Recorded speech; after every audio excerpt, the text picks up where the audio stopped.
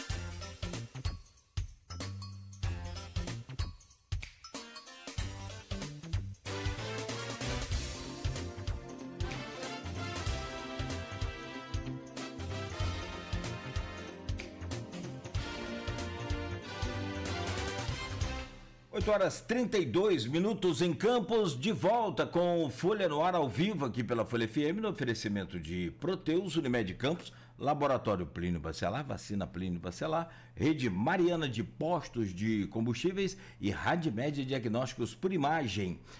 A ponte Saturnino de Brito, que é a ponte da Lapa, estava interditada agora há pouco, com trânsito muito ruim, agora está com trânsito intenso, mas está liberado. Um carro, aparentemente, quebrou ali no alto da ponte e atrapalhou toda a movimentação agora aí, nesse período é muito grande, principalmente no sentido Guarulhos Centro, mas agora está mais calmo um pouco, está liberado, né? Foi retirado o carro e o trânsito está fluindo a lento. Se você quiser optar pela ponte Leonel Brizola ou ponte Rosinha aqui pela área central, nesse sentido Guarulhos Centro, talvez seja a melhor opção. 8h33, Folha no Ar com o Aloysio Abreu Barbosa na bancada. Hoje estamos conversando com o Dr. Rodrigo Carneiro, médico, infectologista e diretor de Vigilância em Saúde no município de Campos. Vigilância em Saúde. E na pauta desse segundo bloco que eu peço a você para abrir, Aloysio, a gente fala aí sobre política, sobre a importância de Campos nesse cenário político, eleições de 2026 e tudo mais. Aloysio, por favor. Rodrigo, você, além para a atividade de médico, infectologista, você é conhecido também por assumir posições políticas, né?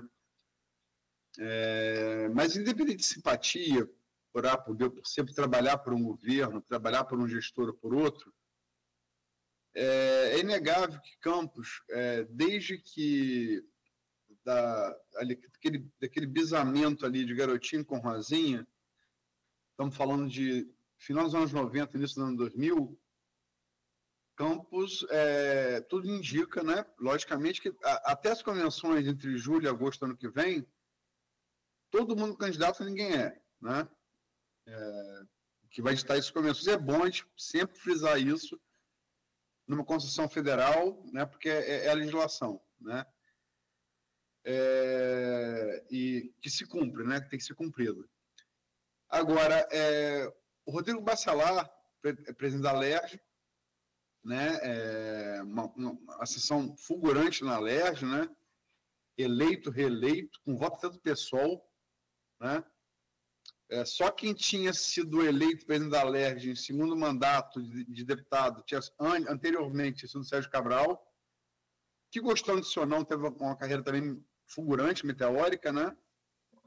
E, como eu pude adiantar, com base em fonte, uma fonte que aparentemente acertou mais do que a fonte que me disse lá no diálogo do CRDI, eu no dia 9 adiantei que Pampolho Tiago Pampolho, vice-governador, tinha aceito a proposta de sair da vice, né, para Cláudio Castro sair do cargo até 4 de abril do ano que vem, que é o prazo legal para você sair de cargo para concorrer ao outro, né? E para abrir espaço para o Rodrigo concorrer no cargo a governador, né? 10 dias depois se confirmou com a nomeação diário oficial, no dia 19. Data também que eu disse que aconteceria, né? E tem agora confirmado por fontes assim, nacionais, como Globo, como Metrópolis, como antagonista, o apoio de Bolsonaro selado numa videochamada na sexta-feira. O que torna, né, qualquer pessoa sentada na cadeira com o apoio de Bolsonaro, que é das figuras nacionais provadas em urna e pesquisa, a liderança nacional de maior relevo eleitoral no estado do Rio de Janeiro, né, isso confere um peso extraordinário à pretensão dele de ser candidato. E nós temos, por outro lado, Vladimir Garotinho, prefeito, governo no qual você trabalha, sondado, inclusive no dia 14 de abril, quando o Lula esteve aqui, gerou repercussão com o próprio Lula, para ser vice-governador na chapa de Eduardo Paes. Washington Reis, que esteve aqui do MDB, também seria um nome forte nessa briga para a sucessão do governador, mas hoje está inelegível no Supremo. Também lançou, ali na mesa da Coagro, lançou Vladimir a governador, nem a vice, né?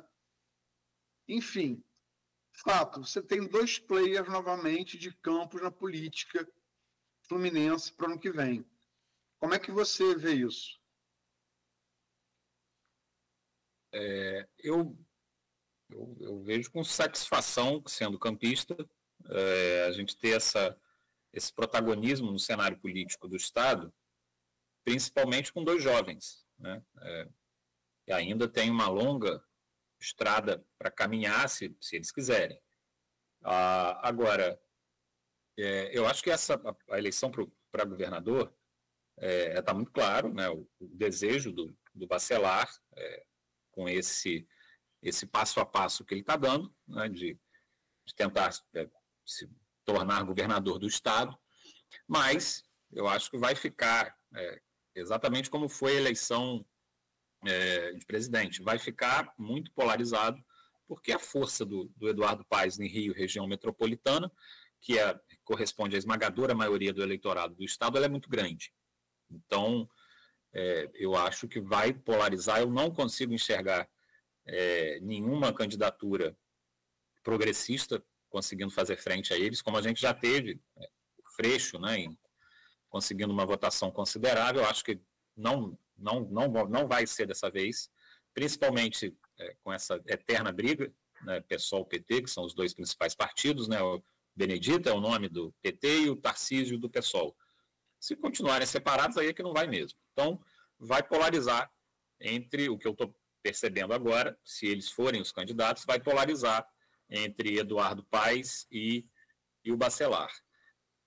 E o Vladimir, sem dúvida, aquilo, vai ser cortejado, com certeza, porque o sucesso dele aqui na última eleição foi estrondoso e com influência, né, não só Campos e região, então o norte, pegando boa parte do noroeste, ele certamente vai ser muito cortejado por apoio e talvez compondo chapa.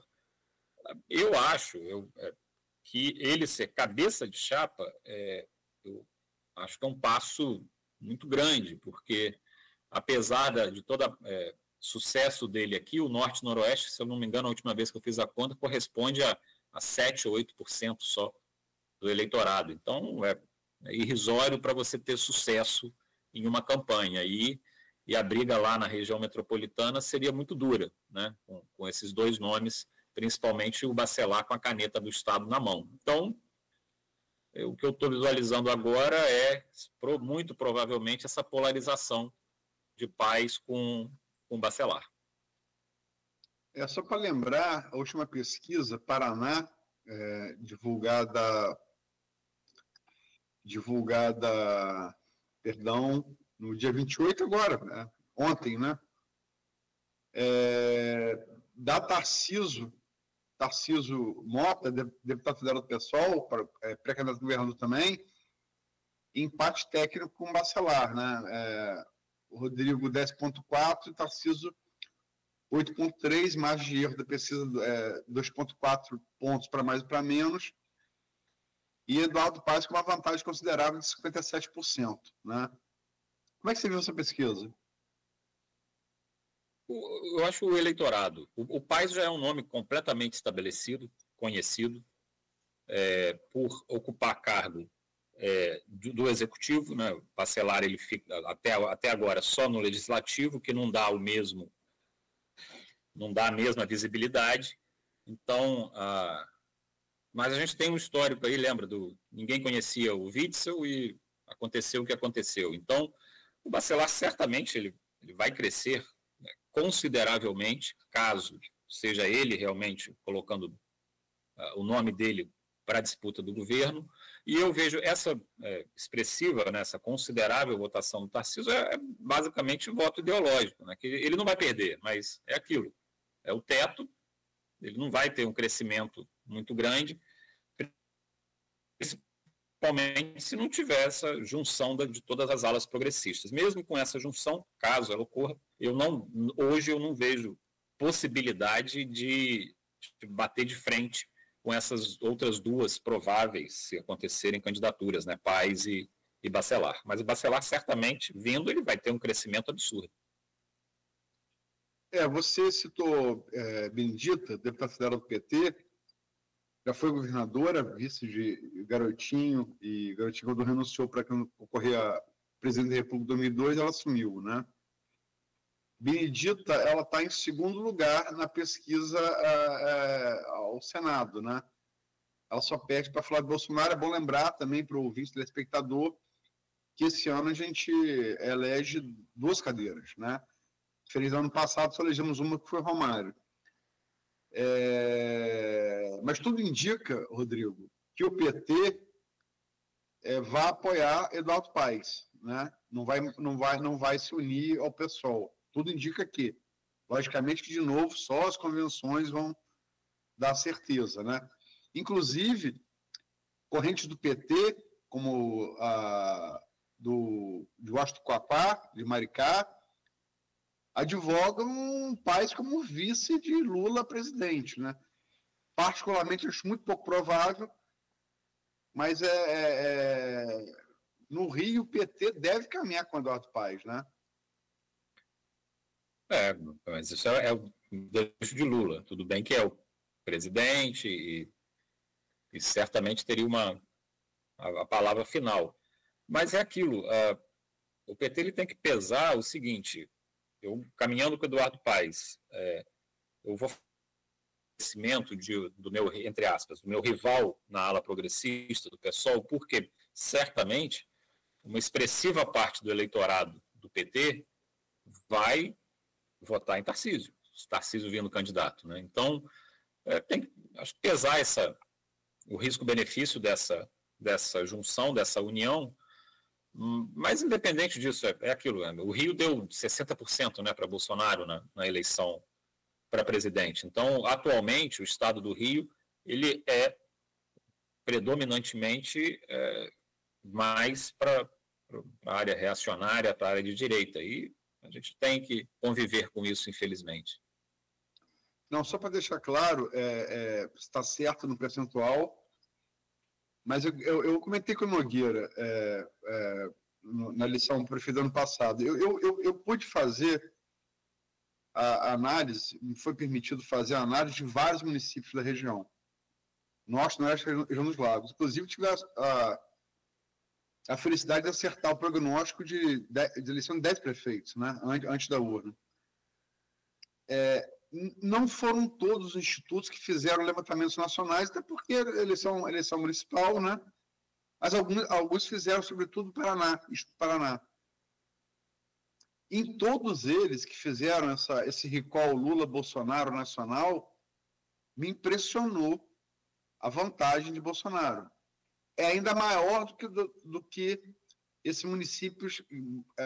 A vantagem de Bolsonaro sobre Lula é ainda maior do que esses municípios revelaram nas urnas do segundo turno de 2022, né? Realmente, assim, é algo, em termos eleitorais, questionável. O estado do Rio de Janeiro é bolsonarista, é inquestionável isso. Isso as pesquisas e as urnas provam, né? Dentro desse contexto, eu sei que a Nogueira quer fazer uma pergunta, como o apoio de Bolsonaro pode ser preponderante para Rodrigo e o quanto o apoio a Lula pode prejudicar a Paes. Eu falo eleitoralmente, só nesse termo. Então, teve até essa, você citou, né, a publicidade, né, do Bolsonaro junto do Bacelar recentemente. Com certeza o principal cabo eleitoral do Estado é o Bolsonaro. Eu acho que quem ele colocar a mão já vai ter uma vantagem expressiva, né? A não ser que a gente tenha algum fato que apareça até lá, que falta ainda 1 ano e 3 ou 4 meses. Se não aparecer não ocorrer nenhum fato extraordinário, esse apadrinhamento pelo Bolsonaro é o principal capital político que a gente vai ter no Estado. E o Paes, junto do Lula, eu vejo como ele tem que ter o apoio do Lula, mas o apoio principalmente institucional, para ele seria o mais importante. E tentar dissociar um pouco a imagem pessoal com Lula, isso para o Rio, né? Óbvio, pensando só no estado do Rio. Porque eu acho que ele teria mais a perder politicamente, associando pessoalmente as imagens, né? Também, mais uma vez, a não ser que a gente tenha uma reviravolta no cenário federal, né, no governo, que o Lula 3 ainda patina em muitos campos. Tem uma disputa aqui de quem é direita, quem é esquerda. O próprio Vladimir teve aqui e falou: Bacelar nunca foi da direita, nunca foi... vem do movimento sindical, que o pai sempre atuou muito forte e tal. Como que você vê esse movimento e se o eleitor está muito ligado nisso? Se Bacelar é da direita, se Bacelar é progressista, esse eleitor, inclusive, da direita que Aloysio traz assim, nesse movimento que ele conseguiu captar de bastidor, pegando lá ligação de FaceTime, né, por imagem, para Bolsonaro, para fazer esse fechamento de apoio, que já traz, inclusive, né, Aloysio, a indicação de um vice. Parece que tem esse combinado aí, né? Bolsonaro. Por favor, pode falar. O Rodrigo falou que pode surgir um fato novo. Bolsonaro botou 2 condições para apoiar uma videochamada na sexta-feira. 2 condições para apoiar. Vou apoiar você, Rodrigo, com 2 condições. Primeira, vou votar o vice, né? Que faz parte, né, do jogo mesmo, tal, político. E a segunda pré-condição é que nada surja, não estou dizendo aqui com isso que eu acho que vai surgir alguma coisa, mas Bolsonaro colocou como pré-condição que nada surja que desabone a candidatura de Rodrigo. Eu estou falando isso porque o Rodrigo falou, que não é um fato novo, né? O Bolsonaro colocou isso como pré-condição no contrato de apoio. Eu quero saber, então, doutor Rodrigo, se a gente consegue, se o eleitor realmente está muito fiel a essa coisa de direita e de esquerda tão polarizada da seguinte forma, porque se Vladimir, que já falou na semana passada, não vai dar apoio de jeito nenhum a Bacelar, falou no discurso lá, o Thiago Rangel falou que ele se precipitou, o deputado Thiago Rangel. Enfim, eu quero saber, se o Vladimir fecha com o Rodrigo Paes, com o Eduardo Paes, Eduardo Paes, esquerda, Eduardo Paes com apoio de Lula. E Campos, que deu 192.300 votos a Vladimir, extremamente conservadora, de direita, acompanha Vladimir nessa? Eu acho que a maior parte da população, ela é muito mais, vai o voto personalizado do que político ideológico. Então, olhando a pessoa. Eu acredito que Vladimir tenha a condição de transferir boa parte dos votos, independente do candidato que ele apoie. E só aqui uma opinião, Eduardo Paes não é de esquerda, né? Ele é um centro fisiológico até o último fio do cabelo. Então, não vem... Talvez no máximo... vou assumir a pecha, quando me chamam de você é esquerdista e tal. Não vem colocar Eduardo Paes aqui nesse balaio, não. Para com isso. Talvez no máximo o quê? O centro-esquerda?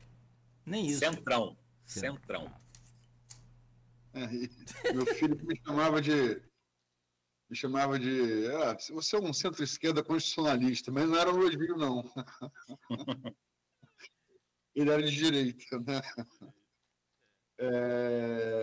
Enfim, Rodrigo, eleição presidencial. Eu sei que você é sabido, né? Inclusive falou que o Vladimir, eu até brinquei, pô, Vladimir, como é que é no governo Sandro Moura e Rodrigo junto no mesmo governo? Aí ele saiu bem, né? Pluralidade do governo democrático e tal, enfim.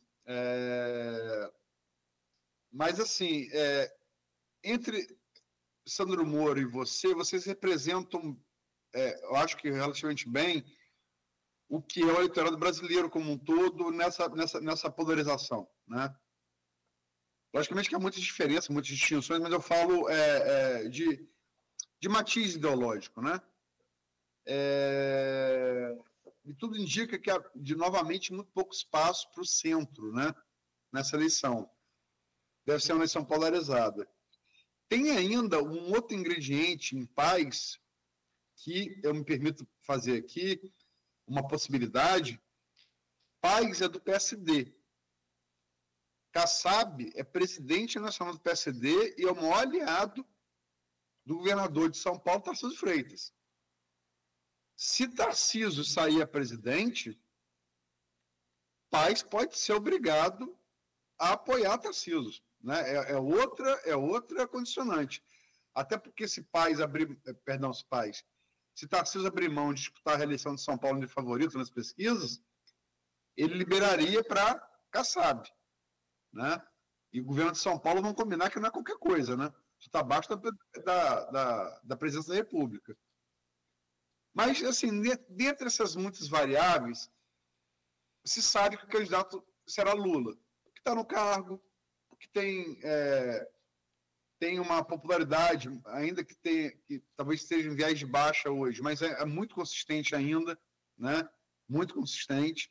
Não há ninguém na esquerda que tenha nada próximo a ele, enquanto na direita esse debate vai ser Bolsonaro inelegível em 2 condenações no TSE, réu com possibilidades bastante substanciais de ser condenado, talvez preso, no Supremo por outra tentativa de golpe de Estado.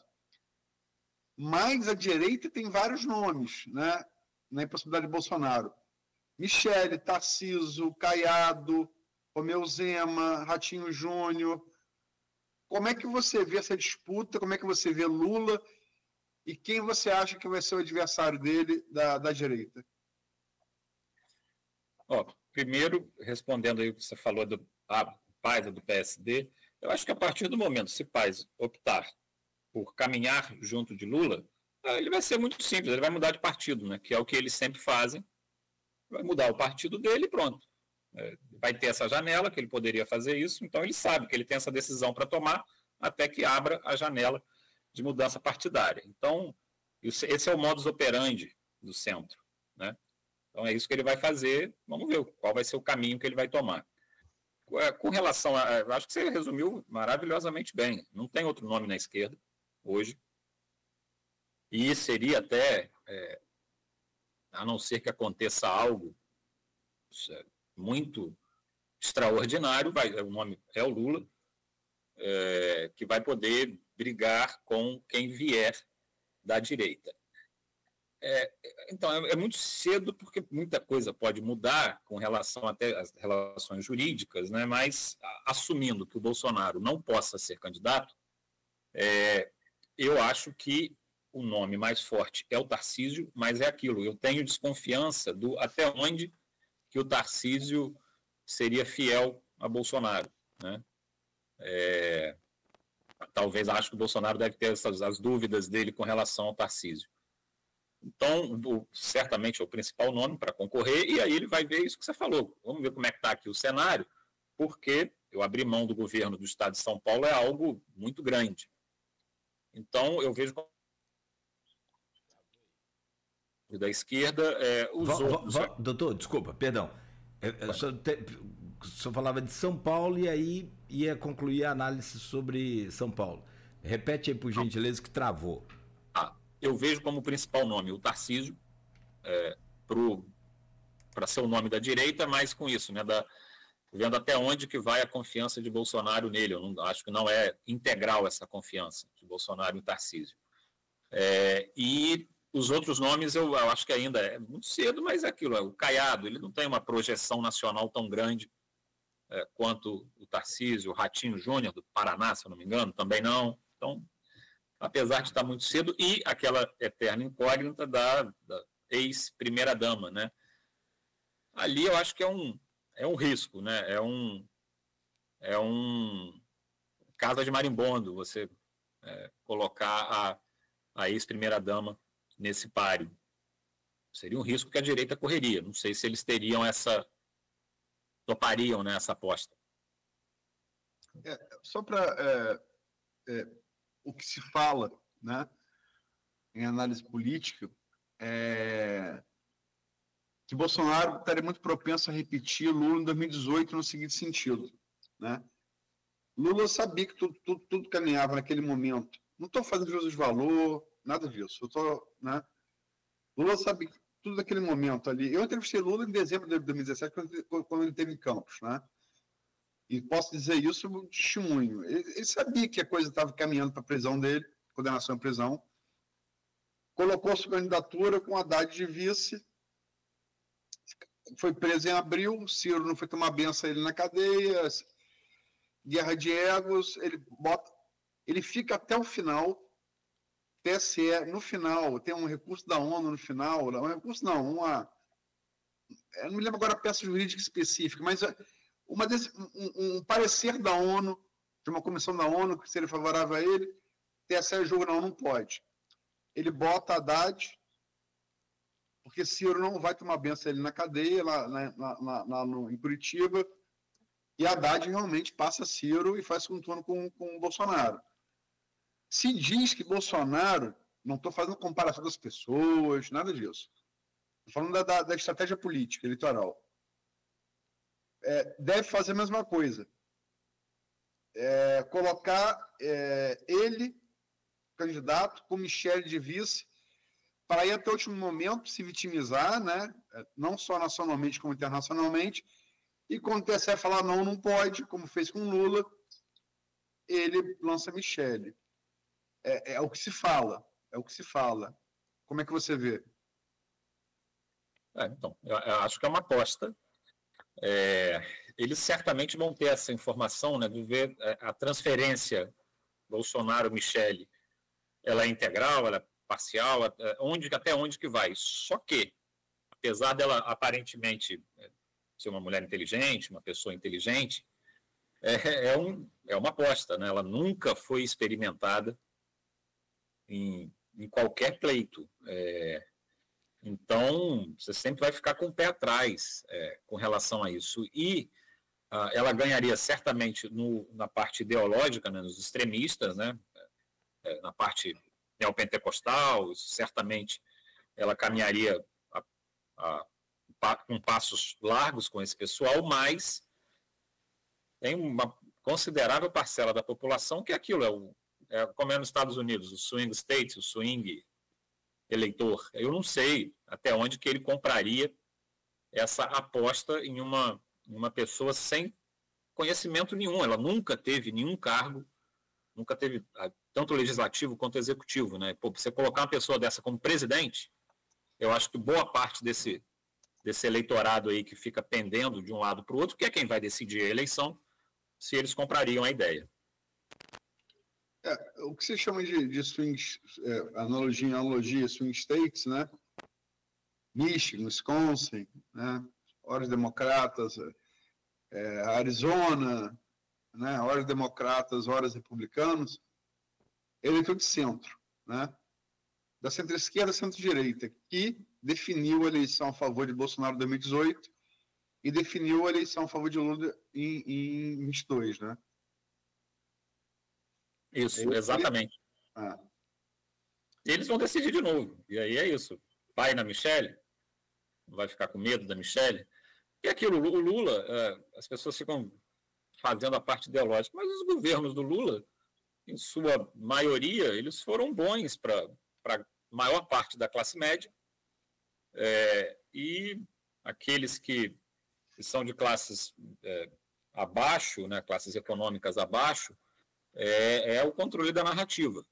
E lembrando que, dessa vez, quem está com a caneta é Lula, não é Bolsonaro. Então, isso certamente tem impacto também na hora da influência do eleitor, de influenciar o eleitor.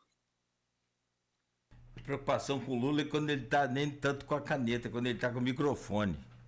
Ontem soltou uma lá pro Nordeste. Caramba! Oh, meu Deus do céu. Rapaz, eu vou te falar. Você viu, doutor? Não, né? Não vi. Ontem. Falou que Deus deixou o Nordeste na seca, porque sabia que ele ia levar água para lá. Tá igual, não é brincadeira, não. Essa daí ele podia ter evitado, né? Dá o microfone a ele e Janja, o negócio fica meio... Até você reconhece, você imagina o tamanho da ele que é, né? Botar religião agora, nessa altura, não. Lula tem essa coisa do sebastianismo, né, português. Ele tem. Caudilismo latino-americano, eu não falo no sentido... Eu falo historicamente mesmo, né? Ele tem essa coisa, e Brizola tinha também, né? O Lula, com a idade, ele está perdendo alguns freios, né? Ele nunca teve muitos freios, mas eu acho que ele está perdendo alguns freios sociais, nos discursos, né? Ele está assim, embora eu ainda reconheça que acho que ele, desde a redemocratização, foi certamente o melhor governante que a gente teve. Há discordâncias. Eu só coloco ali Itamar Franco, mas foram 2 anos, também teve boas alguns bons resultados, mas fora isso, depois da redemocratização, acho que aí não tem muita conversa, não. Eu gostaria que Brizola fosse presidente, mas não foi. Há discordâncias. Há discordâncias, tá certo. Também eu vou entrar nesse campo da discordância, mas eu tenho uma nota aqui, infelizmente, que é essa parte ruim nossa, né, da comunicação, de anunciar o falecimento das pessoas que a gente ama, que a gente gosta, que a gente admira, né? Que é o caso aqui. Foi confirmado agora o Monsenhor Leandro de Moraes, vigário-geral da Diocese de Campos, publicou uma nota oficial do falecimento de Dom Roberto Guimarães, bispo de Campos por muitos anos, já havia se aposentado, e entre todos os serviços que ele prestou aí, né, vai o nosso agradecimento já de imediato por tudo. Ele, por último, estava na sede lá da Igreja do Saco, né? Recentemente chegou a ter até problemas, foi internado, mas voltou, se recuperou, mas não resistiu. Agora, hoje pela manhã, faleceu, e vai aí então as nossas condolências, os nossos sentimentos a todos os seus amigos e familiares, e nossos agradecimentos também ao Dom Roberto Guimarães. Por várias vezes tivemos a oportunidade de estar juntos aqui nesse microfone da própria Continental também, da extinta TV Planície, e tantas missas celebradas por ele. Fica aqui o registro já do seu falecimento, e posteriormente vamos comunicar o horário de falecimento, de sepultamento, local, né, e todos os detalhes aí desse cortejo final, né, ao Dom Roberto Guimarães. 9h05. Doutor Rodrigo, obrigado por hoje. E ele não gosta de falar de política, Luiz? Se gostasse então, hein? Vamos lá. Isso aqui é bom. Vamos falar de política, vamos debater política, e não vamos deixar a política para os políticos. Vamos ter a nossa responsabilidade de não só debater, discutir, mas sobretudo de entender a potência que nós temos em nossas mãos com o nosso voto. Bom dia para o senhor. Muito obrigado aí mais uma vez. Um forte abraço e até a próxima, se Deus quiser. Valeu. Obrigado pelo convite. Cláudio, Aloysio, Beto, um abraço. E para todo mundo que também ficou aqui acompanhando a gente, ouvindo, um grande abraço, e estarei de volta quando vocês me convidarem. A audiência de vocês é muito grande, é importante a gente poder conversar com a população para esclarecer, trazer a verdade dos fatos do que ocorre na nossa cidade, na nossa região. Muito obrigado. Eu ia condicionar a sua volta aqui, não aquela regra que a gente tem aqui, dos 6 meses que a Luiz falou, mas eu ia condicionar o próximo título do Botafogo. Mas como isso é meio complicado, vamos deixar essa coisa aqui baixa mesmo, vamos seguir nossa regra aqui. Pode levar 21 anos. Por favor. Não, essa vez vai ser menos. Agora, o pior é isso não. O pior é um tricolor falando isso pra mim, né? Porque tá tomando na cabeça já tem quanto tempo? Uns 3 ou 4 anos que só perde. Como assim, mano? Nós somos campeões da Libertadores, rapaz. Ganhamos num ano, vocês ganharam. Não, mas do Botafogo. Os últimos, isso aí eu nunca vi uma zebra tão seguida várias vezes assim. Não, isso não é zebra, isso é normalidade. Não, tem outra também que eu falo também, que os caras ficam pra morrer. O Fluminense não dá sorte com um time pequeno. Toda vez que... desculpa, brincadeira, claro que tenho uma admiração muito grande pelo Botafogo, e a gente sabe que ali é também, né, grandes histórias, né, por essa estrela solitária. Aloysio, obrigado por hoje também. Valeu aí e até amanhã, se Deus quiser. Amanhã é sexta, fechando aí a semana já. Amanhã vamos trazer aqui Mauro Silva, né, jornalista, faz parte também do staff do governo Vladimir, né, jornalista muito destaque, também trabalhou nos governos estaduais Garotinho e Rosinha, como secretário de comunicação, né, está hoje no desenvolvimento, né? Enfim, agradecer hoje ao Rodrigo pela entrevista. Como eu disse no preâmbulo do Folha no Ar de hoje, eu citei, né, ele, quase ato contínuo, no mesmo dia, questionou a minha citação. O próprio Vladimir falou que minha informação não estava correta.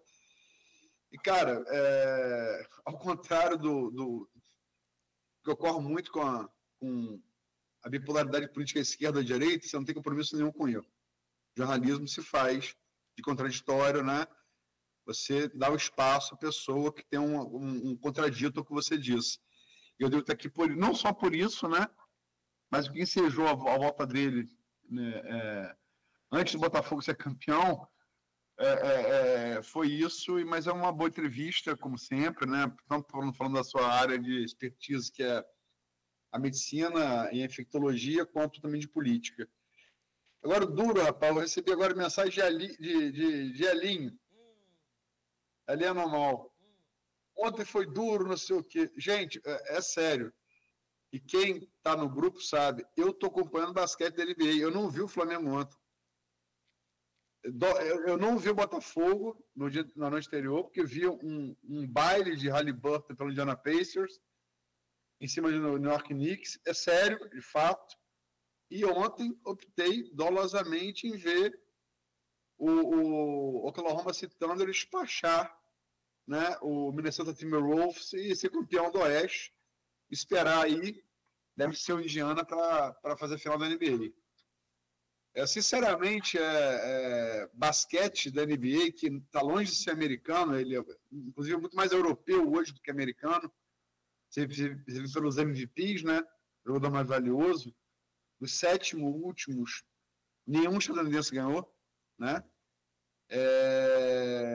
Vou ver futebol da Champions, né? É outro esporte, né?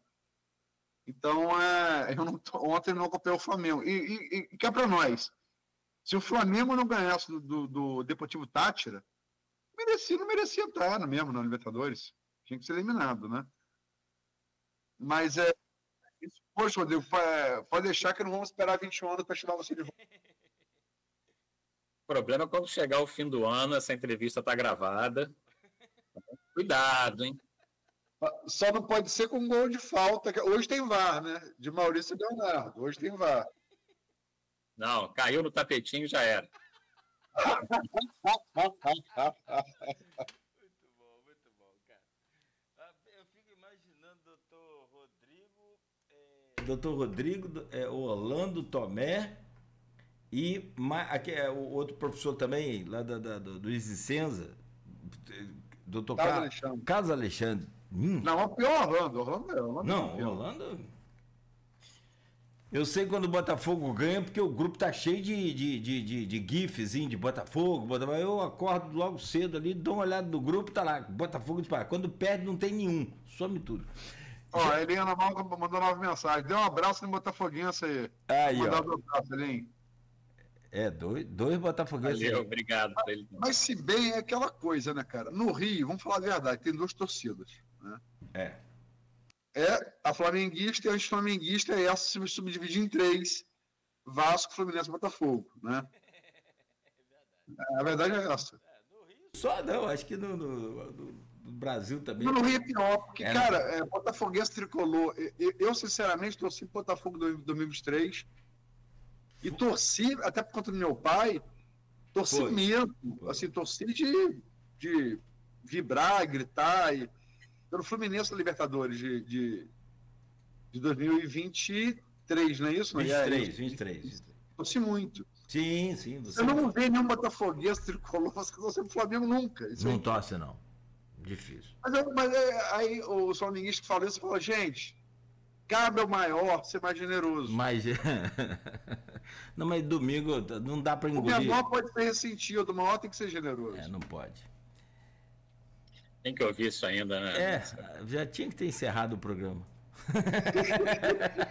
Pois é. A gente que inventou o futebol brasileiro foi o Botafogo, aí tem que ouvir isso. O Flamengo só até a década de 80 era só saco de pancada.